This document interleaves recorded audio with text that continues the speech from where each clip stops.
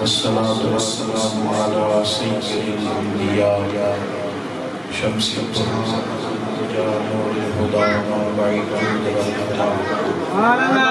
أما بعد، أعوذ بالله من الشيطان الرجيم. بسم الله الرحمن الرحيم. يا أيها الذين آمنوا لا ترفعوا أصواتكم فوق صوت النبي. صدق الله العظيم وصدق رسوله النبي الكريم. ونحن على ذلك لمن الشاهدين والشاكرين. والحمد لله رب العالمين. إن الله وملائكته يصلون على النبي. يا أيها الذين آمنوا صلوا عليه وسلموا تسليما. الصلاة والسلام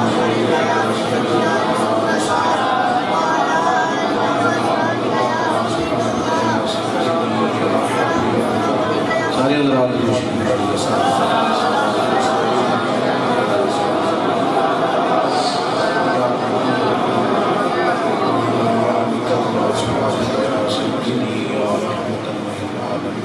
تمام تعریفیں حمد و ثنا اللہ تعالیٰ جل جلالہ کے لیے. درود و سلام نبی اکرم سید اعظم صلی اللہ تعالیٰ علیہ وسلم کے ذات و صفات کے لیے حمد و ثنا کے بعد انتہائی عزت و تکریم کے لائق حاضرین سامعین بالخصوص حضرات علماء کرام، محفل میلاد مصطفیٰ صلی اللہ علیہ وسلم کے عنوان سے خوبصورت محفل مبارکہ کا انعقاد ہے. ایک بڑی تعداد میں آپ حضرات تشریف لائے ہیں. اللہ تعالیٰ ہم سب کو دین و یقین کے ساتھ اخلاص کی توفیق عطا فرمائے. اللہ تعالیٰ ہماری حاضرین کو قبولیت کا درجہ نصیب فرمائے. دوستو، اسلام بڑا خوبصورت چیز ہے. جو چیزیں انسان کی فطرت کے مطابق ہیں، اسلام نے ہم کی تربیت فرمائی. ایک بہت بڑی اور اہم چیز جس سے معاشرے کے اندر امن پیدا ہوتا ہے، سکون پیدا ہوتا ہے، اسلام نے اس طرف بڑی خاص توجہ فرمائی ہے. اس چیز کا نام ہے ادب، احترام، اکرام. اب مہربانی فرمائیں گے. اب ماشاءاللہ جو حضرات آئیں گے، ظاہر ہے جو آئے گا اسے کئی جگہ مجھے ملے گی. تو اب بس ٹھیک ہے، الحمدللہ سارا کچھ آپ کا بڑا بہترین ہے، سارا انتظام ہی بڑا اچھا ہے. سب جو سب سیاسی مسئلہ ہے وہ ہے بے چینی، وہ دور کر لے گا اور چین اور سکون اور اطمینان کے ساتھ بیٹھ جائیں. اللہ تعالیٰ آپ کو جزائے خیر عطا فرمائے. اللہ تعالیٰ آپ کو بہت ساری برکت عطا فرمائے. آپ پنجابی دو گے نا جی، ایک کو کم کر دی جیسی. تو ایک میں جگہ پہ گیا تھا تو وہ گھر والے کہنے لگے جی ہمیں تو سمجھ نہیں آ رہی آپ آ رہے ہیں، اب ہم کیا کریں. تو میں نے کہا میں کو آپ کو نہ سمجھ کرنے تو آیا نہیں. ایسا تو نہیں ہے نا کہ آپ نہ سمجھ ہو جائیں اور میں واپس ہی چلا جاؤں کہ آپ سمجھدار تو رہے نا. اب اطمینان سے ماشاءاللہ سکون سے بیٹھیں. بڑا خوبصورت بندوبست ہے، بڑے پیارے آپ لوگ سب لوگ تشریف فرمائیں. اب تھوڑا موقع دیں تاکہ کچھ باتیں آپ کے ساتھ کر لیں. دوستو، ادب سے معاشرے کے اندر، ادب کرنے سے معاشرے میں امن پیدا ہوتا ہے، سکون پیدا ہوتا ہے. بے ادبی جو ہوتی ہے یہ بدامنی بھی پیدا کرتی ہے اور بے سکونی بھی پیدا کرتی ہے. آپ بڑا اچھا خرچہ دیں ماں باپ کو، ان کی مرضی کے مطابق سارے کام کریں اور کوشش کریں آپ کے جو وہ کہیں آپ کریں. لیکن آپ کہیں کہ میں جذباتی آدمی ہوں، زیادہ نہیں، کبھی کبھار مہینے میں ایک دفعہ میں ابا جی کے ساتھ سخت بھی بول لیتا ہوں. آپ سارا مہینہ خدمت کریں، لیکن وہ جو ایک دن آپ نے تلخ جملہ کہا نا والد صاحب کو، وہ جملہ ان کو کئی راتیں سونے نہیں دیتا. آپ نے پھر میری بات پہ توجہ کریں، غور کریں، میں آپ سے گفتگو کر رہا ہوں. دوست، آپ نے مہینے کے 29 دن ادب کیا، ایک دن ہی آپ نے غلط بات کی نا، لیکن وہ ساری زندگی نہیں بولتی، وہ اذیت دیتی ہے، ابا کی سو نہیں پاتی، اماں سو نہیں پاتی، اور وہ کبھی کبھی کہتی ہے کہ بیٹے تو پیسے تھوڑے دیا کر، باقی بھی سارے کام تھوڑے کر لیا کر، وہ تیرا جملہ جو ہے نا وہ مجھے بڑی تکلیف دیتا ہے، میرے ساتھ ذرا تمیز سے بات کیا کر، میں بڑی تکلیف میں آ جاتی ہوں۔ آپ نے اپنی بیوی کو بڑا اچھا رکھا ہوا ہے، پیسے بڑے دیتے ہیں، جب وہ کہتی ہے میکے بھی لے جاتے ہیں، شاپنگ بھی کراتے ہیں، لیکن کبھی کبھی آپ غصے میں ہوتے ہیں تو معاذ اللہ اس کے ماں باپ کو گالی دے دیتے ہیں، وہ ساری رات روتی ہے، اور جب وہ نارمل ہوتی ہے تو آپ سے مطالبہ کرتی ہے کہ میں ایک سوٹ میں بھی گزارا کر لوں گی اور میں تھوڑی بھی روٹی کھا لوں گی، لیکن میرے ماں باپ کی توہین نہ کیا کر، یہ مجھ سے برداشت نہیں ہوتی، اور مجھے گالی نہ دیا کر، یہ مجھے تکلیف دیتی ہے۔ اور اگر خاتون کسی وقت زبان کی تیز ہو، کوئی ایسی بات کر دے تو خامد اسے کہتا ہے تو کپڑے بے شک نہ دھویا کر، میں دھوبی سے دھلوا دوں گا، روٹی بھی ہوٹل سے کھا لوں گا، پر میری ماں کی توہین نہ کرنا یہ مجھ سے برداشت نہیں ہوتا۔ یہ توہین اور بے ادبی اتنا بڑا نقص ہے کہ لوگوں کو جینے نہیں دیتا، یہ چھین لیتا ہے چیزیں۔ اس لیے میرے رسول پاک صلی اللہ تعالی علیہ وسلم نے فرمایا تھا جو چھوٹے پہ رحم نہ کرے اور بڑے کی توقیر نہ کرے، من لم یرحم صغیرنا ولم یوقر کبیرنا، جسے نہ رحم کرنا آئے نہ توقیر کرنی آئے، فرمایا فلیس منا، وہ ہماری جماعت سے نکل گیا، ہم میں سے نہیں ہے۔ اگر آپ کو تعظیم ایک نا پچھلے کچھ عرصے سے ہمارے ملک کے اندر ایک کلچر پروموٹ کیا گیا اور پری پلان پروموٹ کیا گیا ہے کہ جو جتنا زیادہ بدتمیز ہوتا ہے اتنا بڑا لیڈر ہوتا ہے، جو جتنے زیادہ لوگوں کی پگڑیاں کھولنا جانتا ہو اتنا زیادہ مشہور ہوتا ہے۔ ایک تہذیب سے بات کرو یا تو سارے مولوی کر رہے ہیں، پیار سے بات کرو تو سارے کر رہے ہیں، لیکن جس کو زیادہ سخت بات، آپ دیکھیں نا مذہبی میدان میں تو چلو جو کچھ ہوتا ہے، آپ سیاسی رانگروف دیکھیں، جو جتنی زیادہ لمبی زبان رکھتا ہوتا ہے اسے زیادہ سے زیادہ اچھی وزارت دی جاتی ہے۔ بے ادبی کو باقاعدہ پروموٹ کیا جا رہا ہے، اور وہ کس لیے کہ معاشرے میں بدامنی پیدا ہو، بے سکونی پیدا ہو۔ جو آدمی تہذیب سے بات کرے، سادی بات کرے، لوگ کہتے ہیں تو روٹین کی بات ہے، اور جو کہے کسی کو نہیں پتا صرف مجھے ہی پتا ہے، اس طرح کی بدتمیز کو باقاعدہ پروموٹ کیا جاتا ہے، ان کو آگے لگایا جاتا ہے، کیونکہ جو سٹائل ذرا ہٹ کے ہو نا پاپولر زیادہ ہوتا ہے۔ میرے بھائی، ادب جب آپ کرتے ہیں، ادب یعنی جب آپ توقیر کرتے ہیں، جب آپ کسی کو احترام دیتے ہیں، بخاری مسلم میں آپ کو حدیث ملے گی، نبی پاک صلی اللہ تعالیٰ علیہ وسلم نے فرمایا جس نے عدل کرنے والے بادشاہ کی عزت کی، جس نے قرآن پاک کے عالم کی عزت کی اور کوئی شرط نہیں لگائی، فرمایا مسلمان ہو داڑھی سفید ہو، جس نے سفید داڑھی والے مسلمان کی عزت کی، حضور نے گنوا کے بتایا، جس نے قرآن کے عالم کی عزت کی، عادل بادشاہ کی عزت کی، سفید داڑھی والے مسلمان کی عزت کی، میرے کریم فرمانے لگے وہ سمجھ لے میں نے اپنے رب کا احترام کیا۔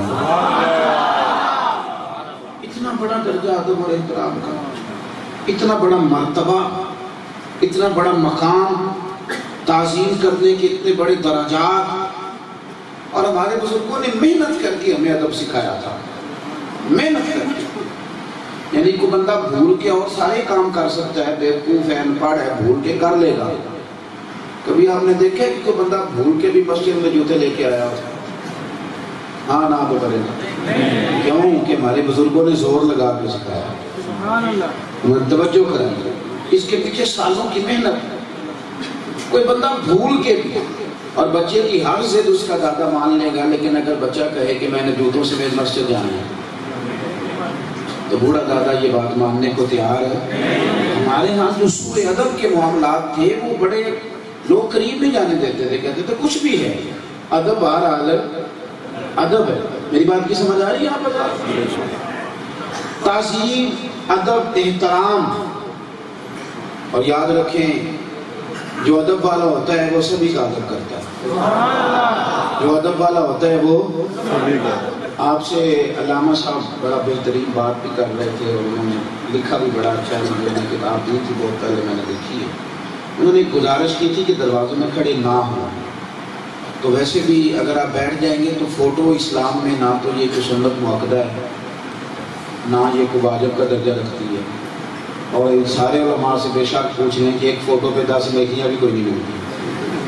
تو مہربانی فرمائیں, ہم کو دنیا میں فوٹو کھنچوانے تو آئے نہیں, اور بھی کم ہے زمانے میں محبت کے سوا. آپ مہربانی کریں تھوڑی سی بات سنیں. اللہ موبائلوں پہ تو ویسے بھی کام چلتا رہتا, آج تو میں آپ کے سامنے آیا رہتا ہوں. اگر آپ بھی آپ کا دل ہے کہ کیمرے کی نظر سے دیکھنا ہے تو پھر ٹھیک ہے, اگلی دفعہ ہم کہیں گے کیمرے سے دیکھ لینا. آپ مہربانی کریں نا, جب ہم آپ کے سامنے لائیو آئے بیٹھے ہیں تو پھر ہمیں موقع دیں آپ, تاکہ ہم آپ سے کوئی بات کر سکیں. اللہ آپ کو جزائے خیر عطا فرمائے. اور زیادہ لمبی تقریر کا میں ویسے قائل نہیں ہوں, باتیں میں نے تھوڑی کرنی ہے, لیکن خاص جو زیادہ ضروری سمجھتا ہوں صرف وہ بات کرتا ہوں. زیادہ ضروری اس پر غور کریں. اگر آپ ادب کریں گے تو انشاءاللہ صحابہ کا بھی کریں گے. اگر آپ ادب کریں گے تو حضور کی اولاد کا بھی کریں گے. اگر آپ ادب کریں گے تو علماء کا بھی کریں گے. اور اگر آپ ادب کریں گے تو مشائخ کا بھی کریں گے. اور یہ سارا ادب جب اکٹھا ہوگا تو پھر آپ ایک خوبصورت شخصیت بنیں گے, اور پھر آپ مدینے والے محبوب کا بھی ادب کریں گے. یہ ادب جب جمع ہوگا پھر خوبصورتی آئے گا. اپنی زندگی میں ادب. اعلیٰ حضرت بریلوی رحمۃ اللہ علیہ نے ملفوظات شریف میں فرمایا کہ حضور کے چچا زاد تھے حضرت عبداللہ ابن عباس, اور نبی پاک صلی اللہ علیہ وسلم نے انہیں دعا بھی دی تھی. حضور نے انہیں دعا بھی دی تھی کہ میں تمہیں دعا دیتا ہوں کہ اللہ تعالیٰ تمہیں فقاہت عطا فرمائے. سرکار نے دعا بھی دی تھی. اب وہ جب تھوڑے سے باشعور ہوئے تو ان کا ارادہ ہوا کہ جن صحابہ کے پاس حضور کی احادیث ہیں وہ جمع کریں. میں پھر آپ کو عرض کر رہا ہوں کہ میں یہ بڑے درد سے بات آپ کے سامنے, میں بہت سارے مضامین بیان کر سکتا ہوں, لیکن جس کو میں نے بہت ضروری جانا وہ آپ کی خدمت میں عرض کر رہا ہوں. اور میں کسی اور کو نہیں سمجھا رہا, صرف آپ کو سمجھا رہا ہوں. ہمارے اندر اب ایسے لوگ پیدا ہو رہے ہیں کہ جو اپنے ہی بزرگوں کے بارے میں غلط باتیں سوچنے لگے. ہمارے اندر آپ یاد رکھیں, مذہبی کارکن نے کارکن رہنا ہے. باپ اور چچا کی لڑائی میں نا بھتیجے اور بھانجے نہیں بولا کرتے. مہربانی فرمایا. اور اگر کبھی بیٹا باپ کی حمایت میں بولنے بھی لگے نا چچا کے خلاف, تو سیانا باپ اس کو کیا کہتا ہے کہ پتر چپ چپ کر, ساڈا پراوا دا مسئلہ. مہربانی کریں آپ. یہ کیا بات ہوئی کہ چائے سے کیتلی زیادہ گرم ہو گئی ہے اور جو جس کے منہ میں آ رہا ہے وہ کہتا جا رہا ہے. یہ آپ نہ کریں, یہ میرا آپ کا منصب نہیں ہے. نوکر کی تھے, غلام غلامی کرتے, وہ پیسے نہیں کرتے. آپ مہربانی کریں.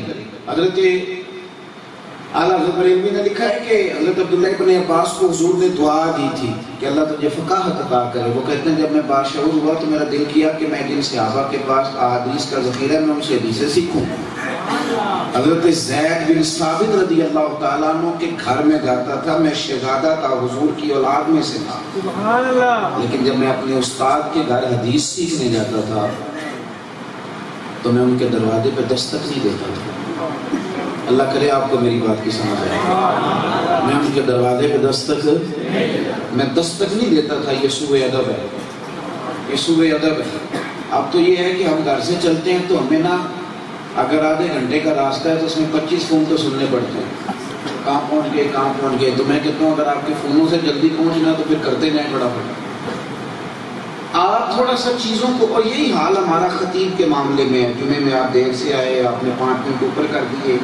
جب یہ مزاج ہوتا ہے تو انسان سیکھ نہیں پاتا, وہ سیکھ نہیں پاتا. اس کے دل میں جتنی کسی کی قدر زیادہ ہوگی.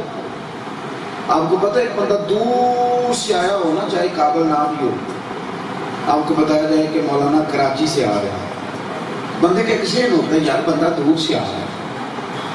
یہ آپ جتنا کسی کو بڑا اپنے ذہن کے مطابق سمجھ لیں گے اتنا آپ اس سے زیادہ سیکھیں گے. اس لیے ہمیں ادب سکھایا گیا کہ ادب کرو گے تو بات جلدی سمجھ میں آئے گی. حضرت عبداللہ ابن عباس کہتے ہیں استاد جی کے گھر جاتا تھا حدیث پاک سیکھنے.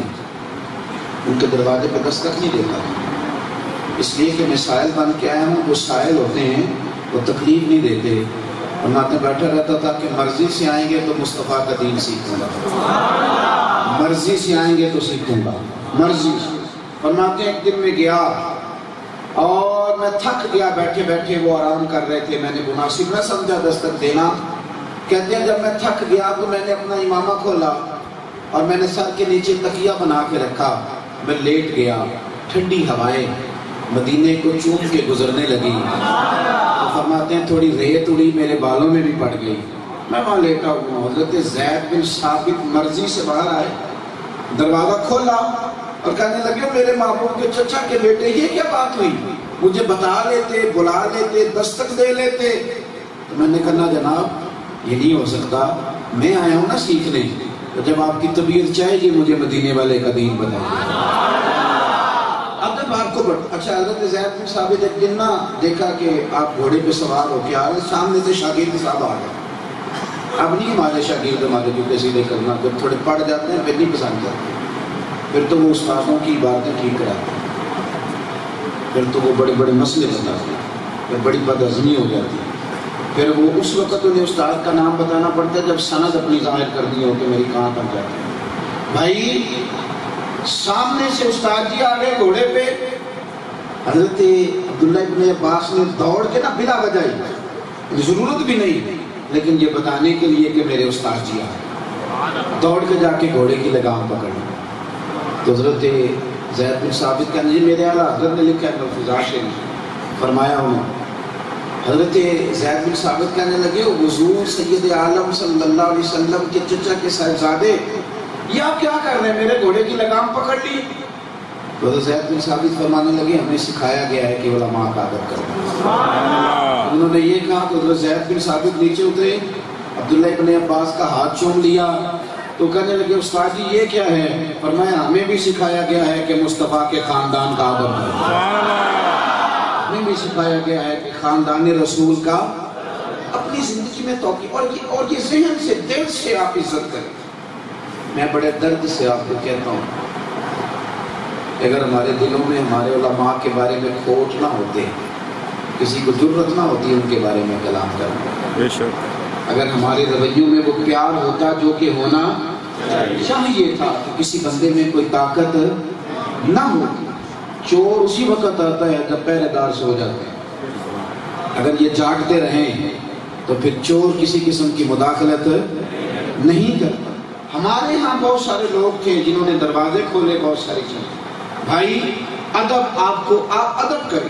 آپ یقین کریں آپ ایک دفعہ کہیں تو صحیح ابا جی سے کہ ابا جی جیسے آپ کہیں گے کر لوں گا. یار ایک دفعہ اماں سے کہو تو صحیح گناہ خرچہ دے تو کیا اماں جس طرح تو کہے کہ گھر میں ویسے ہی ہوگا. آپ یقین کریں کہ دینا لینا تو نصیب کا ہے. اتنی ٹھنڈی نیند آتی ہے نا ماں کو، شوگر بھی بھول جاتی ہے، بلڈ پریشر بھی بھول جاتی ہے، ساری بیماریاں گئی. میرا پتر بڑا اچھا ہے. میں دوستوں کو اکثر کہتا ہوں کہ کچھ نہ کرو، صرف رات کو 2 منٹ اماں کے پیروں میں بیٹھ جاؤ، ڈیوٹی سے آ کے کمل آ تیرے پیر دبائیں. تو میرے خیال ہے 3-4 منٹ آپ کریں گے تو اماں میری کہے گی جا تو تھکا ہوا ہے سو جا. اس سے زیادہ نہیں. تو بڑا تھکا ہے، میں کہڑا کباڑی لگی تھی، میں تو فارغ جا سو جا. اتنا ساتھ میں خدمت کری، اماں راضی بھی ہو گئی، دل بھی ٹھنڈا ہو گیا، دعا بھی مل گئی. اور سویرے سارے محلے کی بیویوں کو بتاتی ہے میرا پتر بڑا چنگا ہے، راتی میں نے کوٹ کے سوندا ہے، حالانکہ 2 منٹ نہیں بیٹھنے دیا. آپ جب ادب کرتے ہیں تو حسن پیدا ہوتا ہے، معاشرہ نکھرتا ہے، اس میں کمال آتا ہے، اس میں اعزاز آتا ہے. حضور کے ایک صحابی حضرت ثابت بن قیس بن شماس انصاری رضی اللہ عنہ، سکل سماعت کا مسئلہ تھا. ذرا اونچا سنتے ہیں، جو لوگ اونچا سنتے ہیں وہ بولتے بھی اونچے، وہ سمجھتے ہیں کہ سارے بہ رہے ہیں، سارے اونچا سنتے ہیں. یہ ذرا اونچا بولتے تھے. حضور کی بارگاہ میں آتے تو پھر بھی ذرا اونچا بولتے. اللہ تعالیٰ نے قرآن پاک نازل کیا، یا ایھا الذین آمنوا لا ترفعوا اصواتکم فوق صوت النبی. اے ایمان والو میرے نبی کی آواز سے اپنی آوازوں کو اونچا نہ کرنا، اپنی آوازوں کو چیک کر لو. اب نہ تو کوئی پیمانہ ہے کہ آواز کو ناپا جائے، نہ کوئی ترازو ہے جس پر آوازوں کو تولا جائے. اللہ یہ حکم فرمایا بس تمہیں کہہ دیا ہے کہ تمہاری آواز میرے محبوب کی آواز سے اونچی نہ ہونے پائے. آواز